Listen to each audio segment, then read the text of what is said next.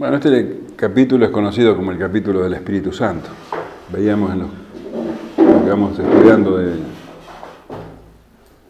Romanos, la manera en que Dios nos justificó siendo pecadores, los beneficios de la justificación. Y en el capítulo 8 vemos que dependemos completamente del Espíritu Santo, para todo, absolutamente para todos. Y leíamos el miércoles pasado que Pablo dice que no somos deudores a la carne, o sea, no tenemos que vivir como vivíamos antes, no le debemos nada al viejo hombre, no se merece nada de parte nuestra, que tenemos que vivir una vida nueva en el Espíritu, y este mismo Espíritu nos da testimonio de que somos hijos de Dios. Y dice, bueno, y si hijos, también herederos y coherederos con Cristo.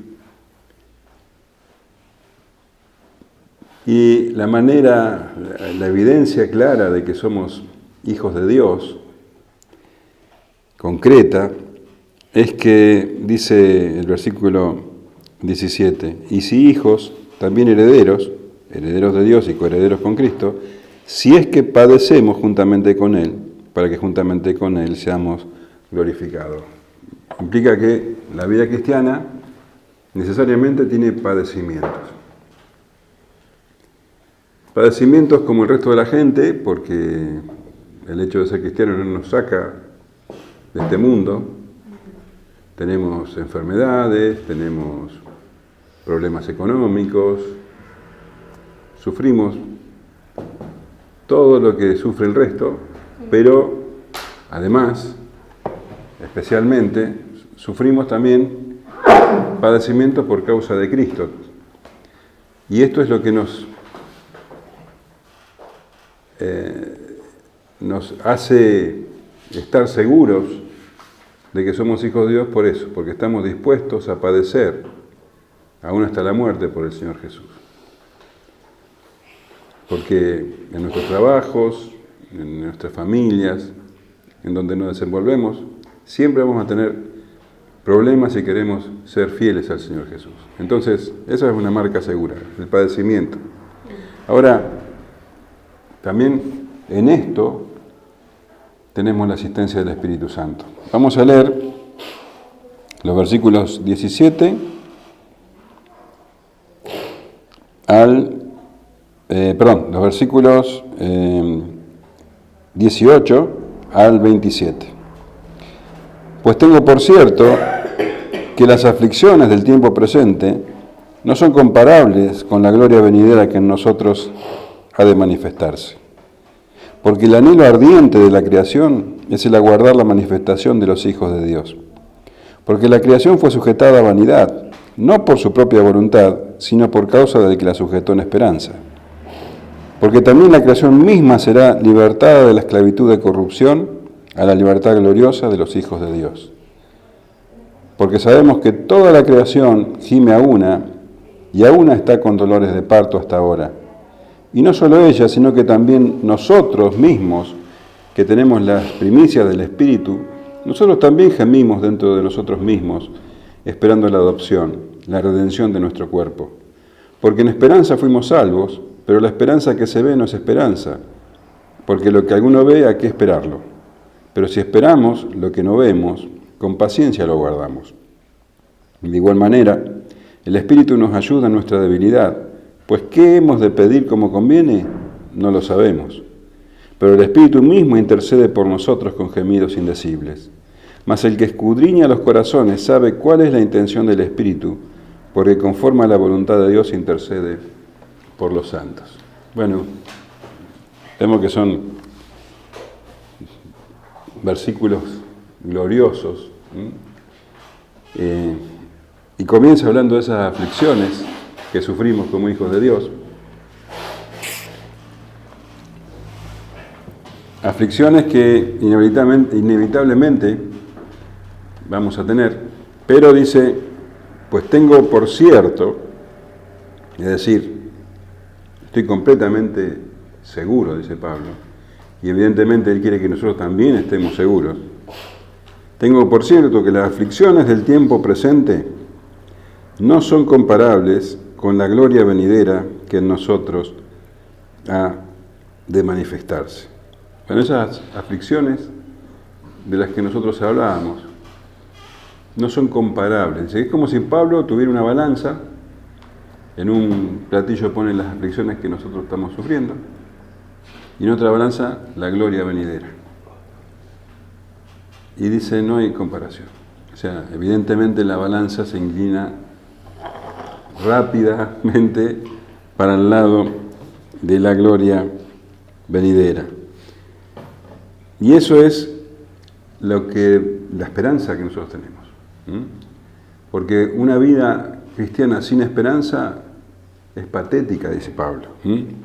Dice en 1 Corintios 15, 19, si en esta vida solamente esperamos en Cristo, somos los más dignos de conmiseración de todos los hombres. Y el tema de ser cristiano solamente para esta vida, somos dignos de lástima, dice Pablo. Pero no, nosotros tenemos la esperanza. Ahora, dice que no son comparables, que no hay ningún tipo de comparación. En primer lugar, no son comparables por el origen de cada una de las cosas. Las aflicciones son a causa del pecado. La gloria venidera es a causa de la gracia de Dios. No hay ninguna clase de comparación. Y en segundo lugar, no son comparables porque hay una enorme desproporción entre una y otra. Las aflicciones son temporales, por un breve tiempo, dice Pablo en 2 de Corintios. Por un breve tiempo, aunque a nosotros nos parezcan interminables, tienen un fin. Pero la gloria venidera no tiene fin. Verdaderamente no hay ningún tipo de comparación. Y los creyentes, cuando mueren, nosotros sabemos que el cuerpo va a la tierra y el alma va al cielo. Y el alma va a estar en un estado de gloria, pero ese es un estado intermedio, porque la plenitud va a ser cuando el Señor venga y el cuerpo que estaba en tierra, tal vez que ya era polvo, va a resucitar en un cuerpo espiritual, un cuerpo renovado, uniéndose al alma, y así en plenitud es que vamos a gozar completamente. De eso se está refiriendo Pablo, a cuando estemos completamente en gloria con el Señor. Y fíjate que no dice que se va a manifestar a nosotros la gloria. No está hablando de una gloria que se nos va a manifestar a nosotros, sino que se va a manifestar en nosotros. O sea que esa gloria, vamos a ser participantes de esa gloria, nos llenará y nos rodeará. Así que no hay comparación entre las aflicciones que estamos sufriendo ahora, por más que sean muchas, y la iglesia de Roma seguramente que estaba sufriendo muchas aflicciones, pero no se compara con lo que vamos a vivir con la gloria venidera. Y ahora Pablo va a hablar de tres gemidos, de tres clases de gemidos. Gemidos por justamente esperando esa gloria venidera.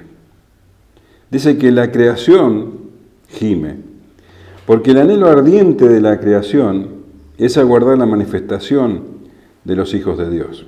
O sea que esta gloria que nosotros estamos esperando también va a afectar a la creación. Y cuando habla de creación está hablando de la naturaleza animada y la naturaleza inanimada. Plantas, animales, tierra, agua. Es como que Pablo personifica, habla como si fuera una persona, está anhelando, dice, de manera ardiente la manifestación de los hijos de Dios. Otras traducciones dicen, la palabra de Dios para todos, dice, toda la creación de Dios está esperando con impaciencia. La Biblia de las Américas dice, porque el anhelo profundo de la creación es aguardar ansiosamente la manifestación de los hijos de Dios. La NBI dice, la creación aguarda con ansiedad. Y la traducción literal, esa palabra que el anhelo ardiente, es que anhela con la cabeza en alto, como si estuviera tirando el cuello. ¿Viste cuando alguien está tirando el cuello para ver si se acerca a lo que está esperando? Bueno, así está la creación, dice, anhelante, mirando, aguardando. ¿Y qué es lo que anhela la creación? La manifestación de los hijos de Dios. Cuando el Señor vuelva, ahí va a quedar en evidencia el amor del Padre hacia sus escogidos. Cuando habla de naturaleza, de la creación, no está hablando de los hombres, los seres humanos, ni de los ángeles, ni de los demonios. Está hablando de la naturaleza, como dije, animales, vegetales, minerales. Pero la manifestación de los hijos de Dios va a ser evidente a todos, a la naturaleza, pero también a los hombres que han negado a Cristo, a los ángeles y a los demonios. Y dice Mateo 13:43, entonces los justos resplandecerán como el sol en el reino de su Padre. El que tiene oídos para oír, oiga. Y en Daniel 12:3 dice, los entendidos resplandecerán como el resplandor del firmamento, y los que enseñan la justicia a la multitud como las estrellas a perpetua eternidad. Así que bueno, la creación dice, anhela, ardiente, la manifestación de los hijos de Dios. Porque la creación, dice, fue sujetada a vanidad, no por su propia voluntad, sino por causa del que la sujetó en esperanza. Fue sujetada a vanidad.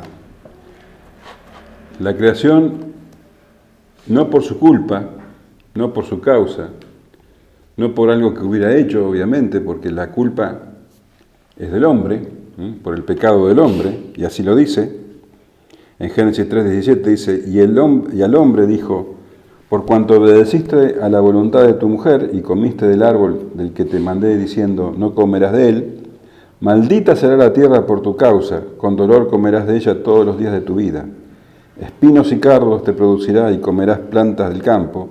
Con el sudor de tu rostro comerás el pan hasta que vuelvas a la tierra, porque de ella fuiste tomado, pues polvo eres y al polvo volverás. La culpa es del hombre, la maldición vino sobre el hombre, pero también sobre la tierra. No tiene la culpa, pero fue sujetada a vanidad. Esto quiere decir que ella no puede cumplir con el propósito para el que fue hecha. Dice la palabra de Dios para todos sobre este versículo. La creación no pudo alcanzar su propósito original, pero no por causa de ella, sino porque Dios así lo dispuso. Sin embargo, queda esta esperanza. Y la NB dice, porque fue sometida a frustración. Es como que la creación quiere dar todo lo que pudiera dar, pero no puede. Se encuentra frustrada. Esto no sucedió por su propia voluntad, sino por la del que así lo dispuso, pero queda firme la esperanza. Entonces la creación está como esperando esa manifestación, está ansiosa. Dice, porque también la creación misma será libertada de la esclavitud de corrupción, está en esclavitud de corrupción, a la libertad gloriosa de los hijos de Dios. Entonces, la naturaleza está, o el destino de la naturaleza está vinculada al destino del hombre. Por causa del hombre, la naturaleza vino a corrupción. Quedó sujetada a vanidad. Por causa del pecado del hombre, dice, está en esclavitud de corrupción. Pero cuando llegue la manifestación de los hijos de Dios, vendrá la gloriosa libertad. Digo, fíjate, qué tremendo que será la naturaleza cuando sea liberada.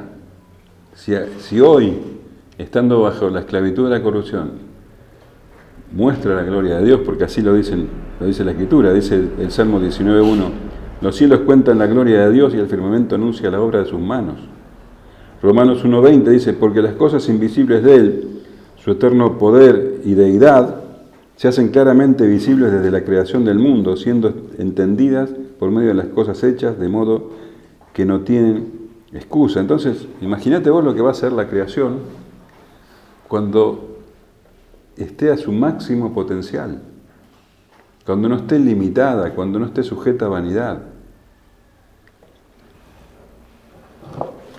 Porque sabemos, dice, que toda la creación gime a una y aún está con dolores de parto hasta ahora. Fíjate que a Pablo le gustan mucho las personificaciones, ¿no? Y ahora otra personificación. Está hablando de la creación como si fuera una mujer que está con dolores de parto. Dice que la creación está tan adelante de la manifestación de los hijos de Dios que parece una mujer con dolores de parto. Y cuando habla de eso, está hablando de que es una situación presente dolorosa, pero que tiene una esperanza futura. Los dolores de parto, como se van intensificando hasta que da a luz. Bueno, eso es lo que ocurre hoy con la naturaleza. La naturaleza está sufriendo y cada vez sufre más por causa del pecado del hombre. Pero llegará el día de la manifestación de los hijos de Dios. Y esa manifestación, dice 2 de Pedro 3:7, pero los cielos y la tierra que existen ahora están reservados por las mismas palabras, guardados para el fuego en el día del juicio y de la perdición de los hombres impíos. 2 de Pedro 3:11 dice, puesto que todas las cosas han de ser deshechas, ¿cómo no debéis vosotros andar en santa y piadosa manera de vivir, esperándoos y apresurándoos para la venida del día de Dios, en el que los cielos encendiéndose serán deshechos y los elementos siendo quemados se fundirán? Y vos dirás, está hablando de fuego, de destrucción, pero acordate que en el Génesis la tierra fue purificada por medio de la inundación, ¿te acordás? Bueno, ahora va a ser purificada por medio del fuego, pero no va a ser destruida, sino que va a ser purificada. Habla de cielo nuevo y tierra nueva. Todo lo que nosotros vemos va a ser pasado por fuego, pero con el propósito de ser liberada de la corrupción. Y 2 de Pedro 3:13 dice, pero nosotros esperamos, según sus promesas, cielos nuevos y tierra nueva en las cuales mora la justicia. Y Apocalipsis 21:1 dice, vi un cielo nuevo y una tierra nueva, porque el primer cielo y la primera tierra pasaron y el mar ya no existía más. Así que eso es lo que está esperando la creación. Hoy en día dice que está en una situación de frustración. No puede dar su potencial. Hay una realidad que es discordante, que los organismos pujan por sobrevivir y se devoran unos a otros. La creación quiere florecer y sin embargo hay un montón de cosas que la detienen. Hay inundaciones, hay sequías, el pecado del hombre que avanza y la destruye. Pero llegará un día en que la creación muestre una perfecta convivencia entre ella misma, en ella, y se va a cumplir la profecía de Isaías. Isaías 11:6 dice, morará el lobo con el cordero y el leopardo con el cabrito, se acostará el becerro y el león y la bestia doméstica andarán juntos, y un niño las pastoreará y la vaca y la osa pasarán, sus crías se echarán juntas y el león como el buey comerá paja, y el niño de pecho jugará sobre la cueva del áspid, y el recién destetado extenderá su mano sobre la caverna de la víbora. No harán mal ni dañarán en todo mi santo monte, porque la tierra será llena del conocimiento de Jehová, como las aguas cubren la mar. Entonces, tenemos a la creación ansiosa por la manifestación de los hijos de Dios. Esto que nosotros vemos, un día va a ser completamente renovado. Y uno dice, qué tremendo, porque ahora Pablo va a ir a las cataratas del Iguazú. Es algo que parece insuperable, sin embargo, la creación está sujetada a vanidad, está bajo frustración. Pero un día no va a ser así. Entonces tenemos el gemido de la creación, pero también dice que nosotros gemimos en nuestro interior. Y no solo ella, dice Pablo, sino que también nosotros mismos, que tenemos las primicias del Espíritu, nosotros también gemimos dentro de nosotros mismos esperando la adopción, la redención de nuestro cuerpo. Así como la creación está esperando anhelante, los hijos de Dios también estamos esperando anhelantes. Y nosotros dice que tenemos las primicias del Espíritu. El Espíritu Santo nos ha dado a probar la gloria de Dios. Nosotros aquí estamos disfrutando de bendiciones espirituales, pero de una manera limitada. En la carta a los Efesios, Pablo nos dice que el Espíritu Santo es como un adelanto de nuestra herencia. Nos hace probar, es como arras, dice, un anticipo. Efesios 1:14 dice que el Espíritu es las arras de nuestra herencia hasta la redención de la posesión adquirida para la alabanza de su gloria. Y la palabra de Dios para todos lo traduce así. El Espíritu es como un adelanto o una garantía de que recibiremos lo que Dios prometió. La promesa de Dios llegará cuando se complete nuestra liberación y así podremos alabar a Dios con grandeza. Entonces, teniendo esas primicias, teniendo ese adelanto, queremos más. Y gemimos adentro nuestro, dice, esperando la adopción. Y cuando dice esperando la adopción, vos decís, pero ¿cómo? ¿Ya no fuimos adoptados? No leímos en los versículos 15 dice que ya somos hijos de Dios. Somos hijos de Dios. Pero todavía no somos lo que vamos a ser. Todavía no tenemos la plenitud.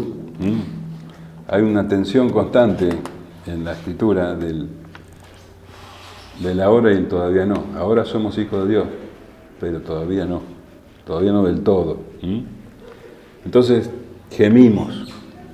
Estamos en este mundo de aflicciones, en este cuerpo de muerte, sufrimos tentaciones y gemimos dentro nuestro para que llegue ese día.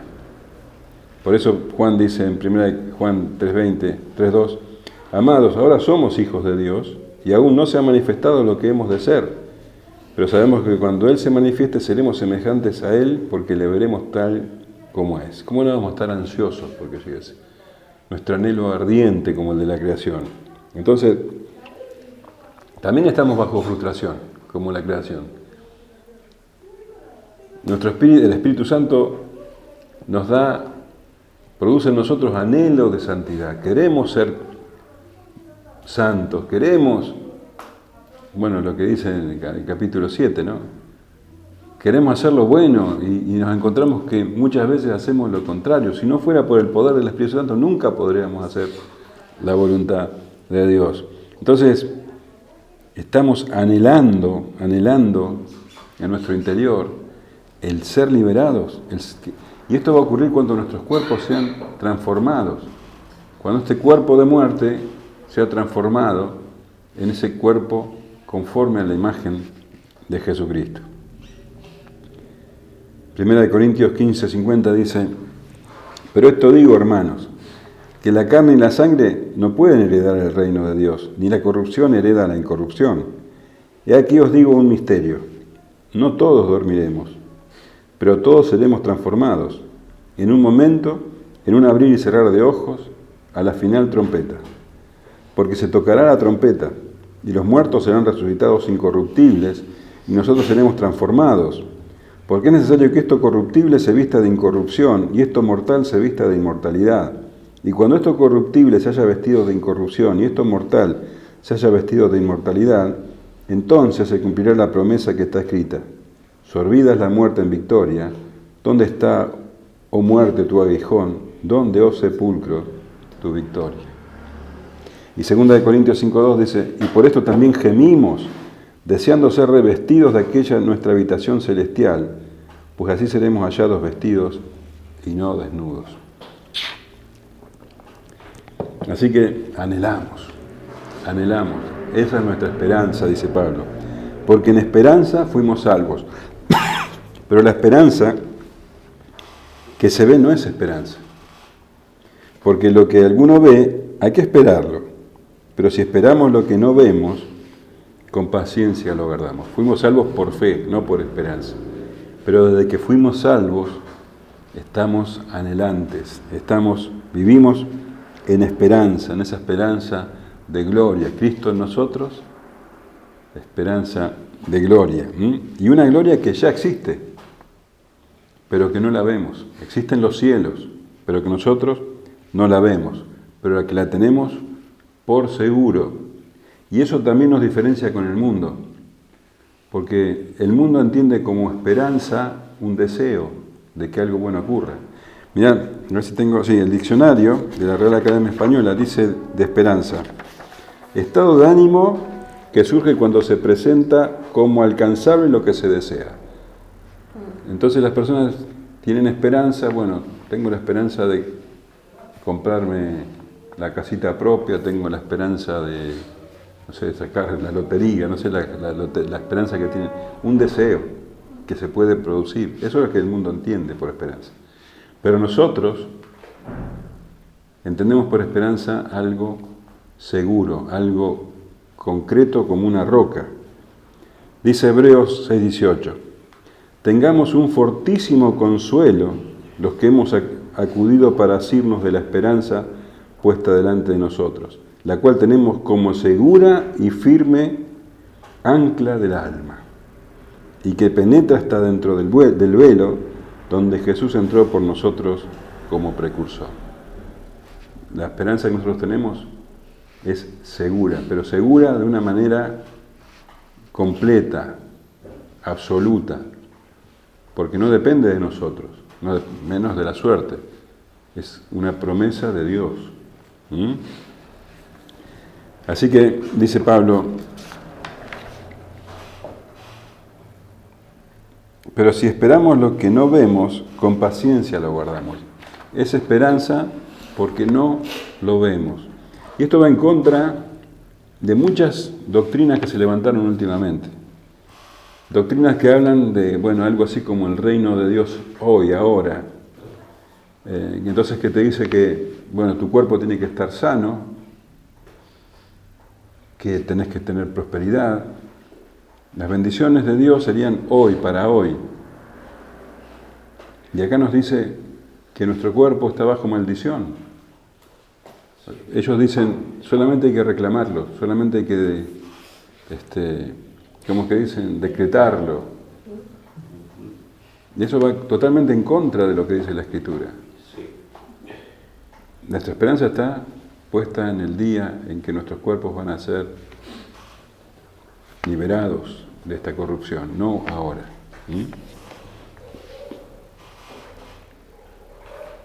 Dice 2 Corintios 4:18, no mirando nosotros las cosas que se ven, sino las que no se ven, pues las cosas que se ven son temporales, pero las que no se ven son eternas.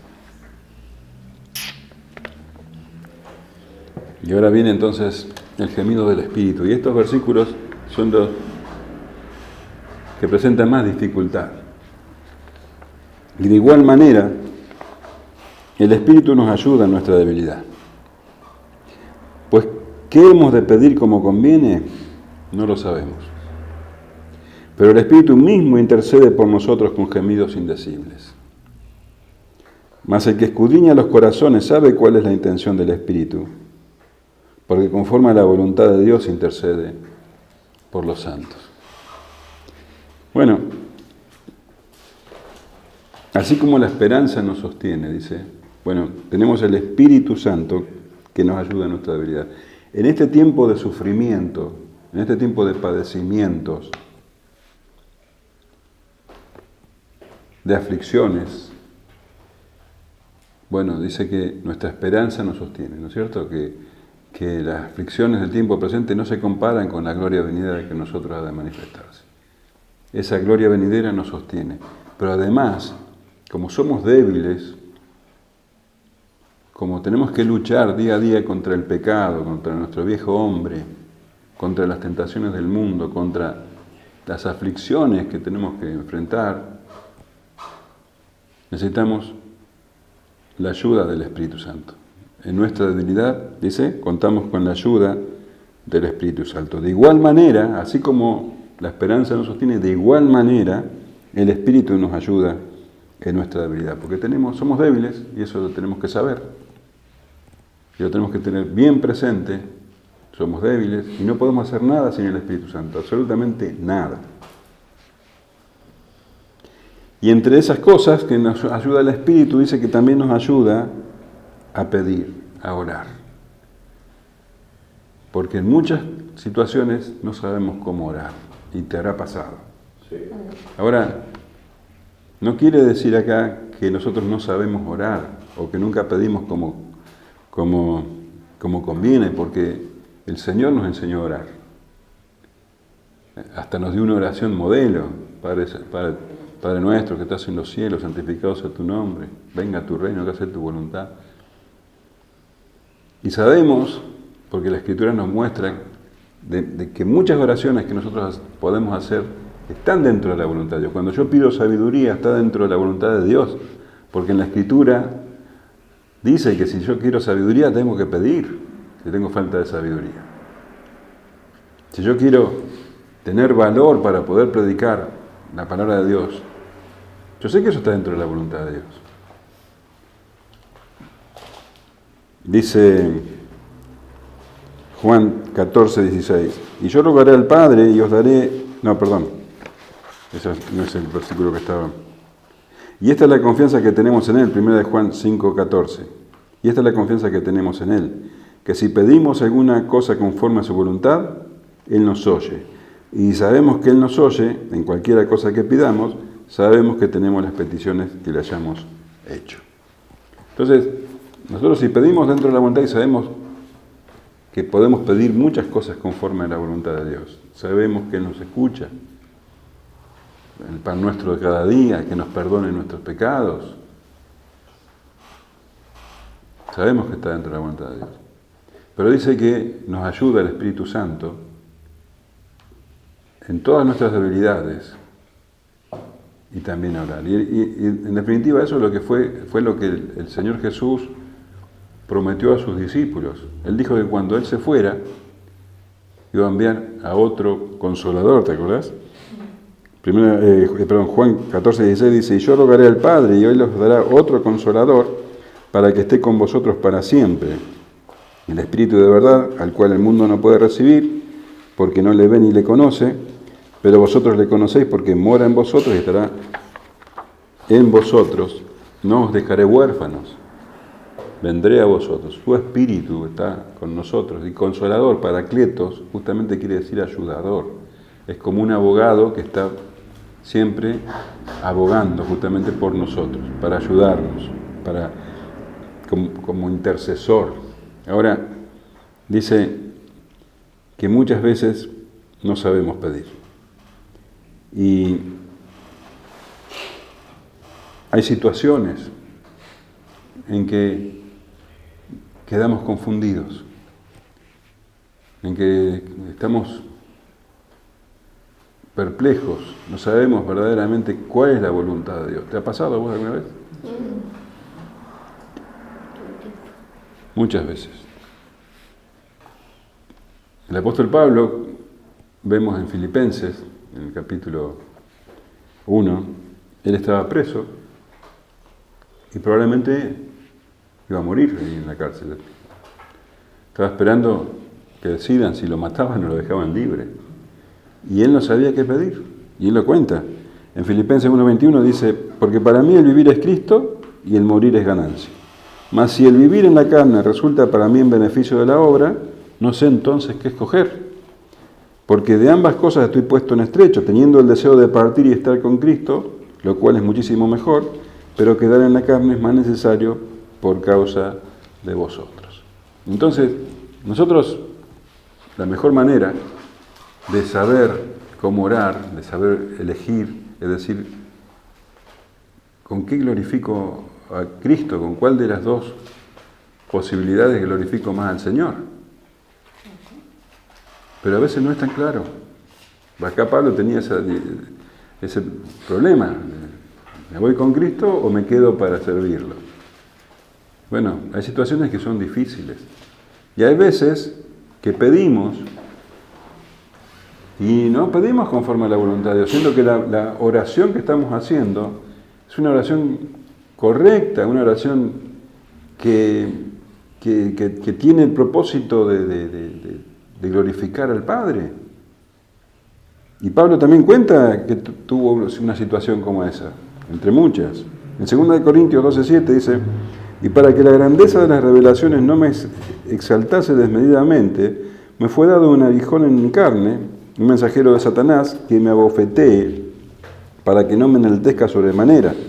Respecto a lo cual 3 veces he rogado al Señor que lo quite de mí, y me ha dicho: bástate mi gracia, porque mi poder se perfecciona en la debilidad. Por tanto, de buena gana me gloriaré más bien en mis debilidades, para que repose sobre mí el poder de Cristo. Entonces Pablo tenía un aguijón en su carne, no sabemos a qué se refiere, pero evidentemente era algo que a él le molestaba, no sabemos si físicamente o espiritualmente, era un aguijón.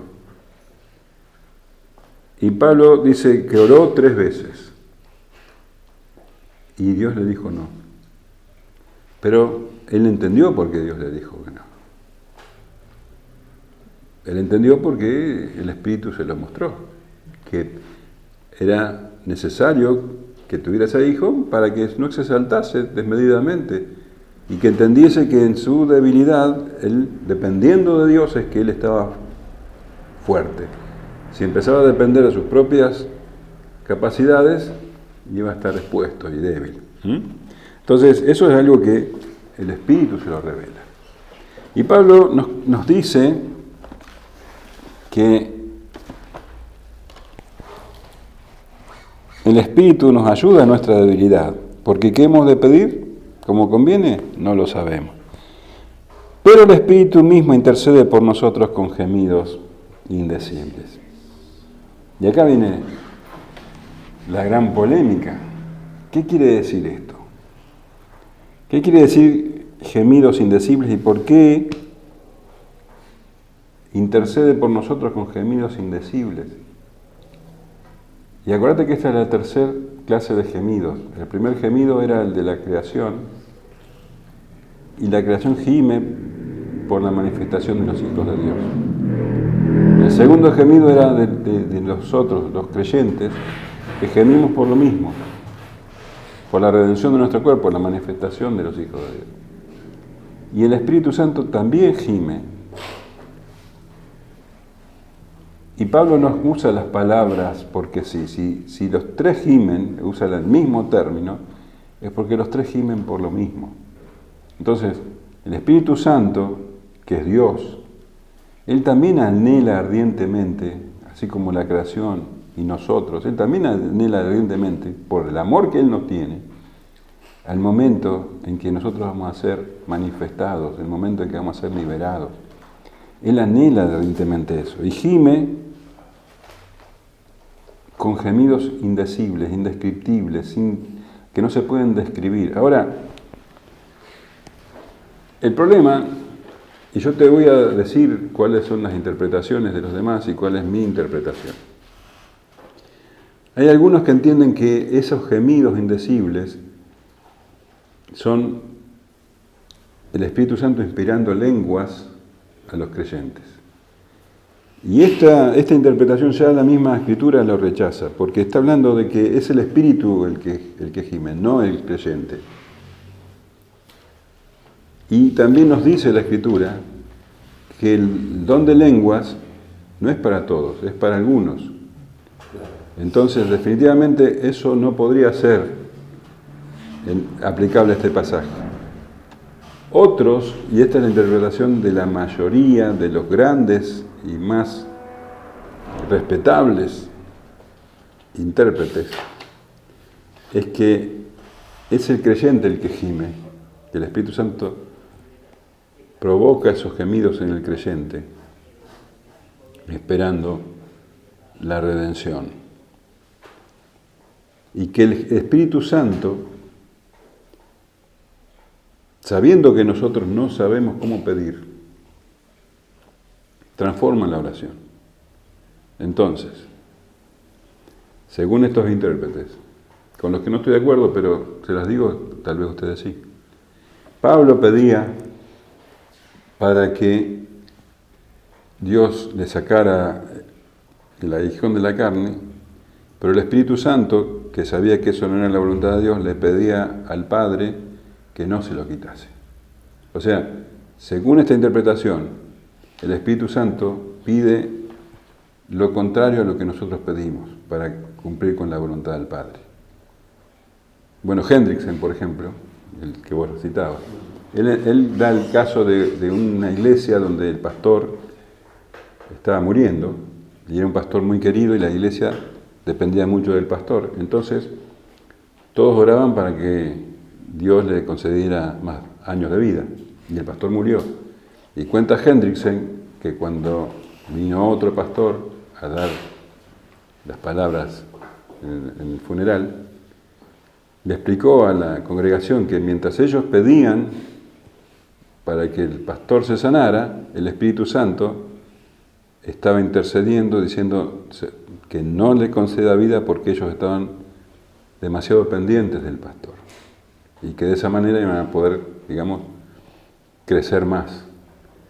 Bueno, yo no estoy de acuerdo con esta posición, pero es una posición muy popular y probablemente ustedes escuchen muchos pastores, y les digo a los que respeto mucho, que tienen esa posición. Yo creo que no.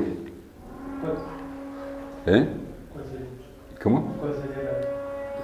Por eso. Yo creo que está hablando en un sentido figurado. Porque cuando dice que la creación gime, claramente la creación no está gimiendo. Es una forma de decir que esto que hoy está detenido, un día va a ser, digamos, a explotar en vida la creación. Pero no es que la creación es una persona que está gimiendo, ¿se entiende? De la misma manera que nosotros no es que estamos gimiendo, anhelando ese día. Hay momentos en que nosotros decimos queremos que venga, queremos pronto, y tenemos un anhelo ardiente, pero los gemidos es una forma de expresar ese anhelo ardiente. Yo creo que cuando el Espíritu Santo gime también tiene ese propósito, de decir que el Espíritu Santo está anhelando ardientemente, por amor a nosotros, que lleguemos a la perfección. Él sabe lo que estamos sufriendo, nuestras limitaciones, que queremos hacer la voluntad de Dios y no podemos. Y entonces tiene el mismo anhelo que nosotros. Hay un pasaje que dice que el Señor está retardando los tiempos para que todos procedan a arrepentimiento. O sea, que todos se salven, ¿no? Claro, bueno, el asunto es que yo creo que yo creo que el Espíritu Santo está anhelando, por amor a nosotros, no porque a Él le convenga, porque Él es Dios, por amor a nosotros está anhelando nuestra redención. Ahora dice que, ¿cómo es que dice? Mas el que escudriña los corazones sabe cuál es la intención del Espíritu. Nosotros tenemos el Espíritu Santo en nosotros. Y nosotros no sabemos pedir como conviene, pero Dios conoce nuestros corazones. Y conoce nuestros corazones que nosotros queremos hacer su voluntad.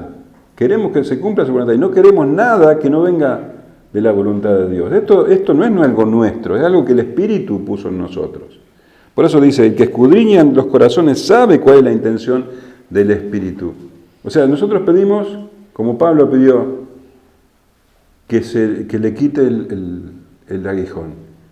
Pero Pablo no quiere de ninguna manera que si no es para la gloria de Dios le quite el aguijón igual.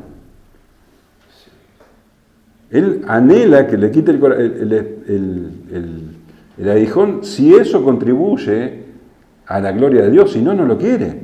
Y como Dios sabe eso, sabe la intención de nuestro corazón, dice que, y más el que escudriña los corazones sabe cuál es la intención del Espíritu, porque conforme a la voluntad de Dios intercede por los santos. No es que nos cambia la oración, sino que Él está constantemente intercediendo por nosotros, no para cambiarnos la oración, sino para que nosotros, como Pablo le pasó, nos sometamos a su voluntad y después entendamos su voluntad. Pablo dice, claro, Dios no me concedió mi pedido porque no me convenía. ¿Y eso quién lo da? El Espíritu Santo. Y en otro pasaje, en Filipenses, Pablo dice que cuando nosotros oramos, derramamos nuestro corazón delante de Dios, con toda súplica, con toda oración y ruego. Es la paz de Dios que sobrepasa todo entendimiento. Y ahí está la ayuda. Porque si no nos recibimos la paz, entonces estamos en ansiosa inquietud. Entonces el Espíritu Santo, que está siempre con nosotros, que nos da el corazón correcto, aunque pidamos equivocadamente, pedimos con el corazón correcto, que se haga tu voluntad. El Señor Jesús oró en Getsemaní, si fuera posible, pásame esta copa, pero que se haga tu voluntad. Ese es el corazón correcto. Entonces yo no creo que el Espíritu Santo tenga que cambiar mi oración, transformarla en una... porque el Padre sabe cuál es su voluntad. Pero sí el Espíritu Santo ayuda en mi debilidad. Intercede para ayudarme, para fortalecerme, para que entienda la voluntad de Dios, para que esté en perfecta paz. Y después continúa, que no lo vamos a ver ahora, y sabemos que a los que aman a Dios, todas las cosas les ayudan a bien. ¿Cómo lo sabemos? Si no es por el Espíritu Santo. Entonces, eso es lo que yo interpreto y es lo que yo les comunico, pero les dije también cuáles son las otras interpretaciones. Yo creo que lo que hace el Espíritu Santo es no transformar nuestras oraciones, porque como yo lo veo, entonces el Espíritu Santo va a orar lo que yo no oré. Entonces, ¿cuál es la paz que yo recibo? ¿Cuál es la ayuda? El Espíritu Santo, Dios va a hacer su voluntad, pero el Espíritu Santo me va a ayudar en mi debilidad. Y me va a convencer de que yo necesito hacer la voluntad de Dios, que se cumpla la voluntad de mi vida, que si yo estoy enfermo y pido que Dios me sane, acepto completamente que no me sane si no es su voluntad, sino ser para su gloria. Y lo voy a aceptar y eso me va a fortalecer en mi debilidad. Y el Espíritu da la paz y la tranquilidad. Claro. Así que eso es lo que yo entiendo que está diciendo Pablo con esto. Y después, que lo vamos a ver en la clase que viene, vamos a ver que el Espíritu nos hace más que vencedores en todas las tribulaciones. Amén.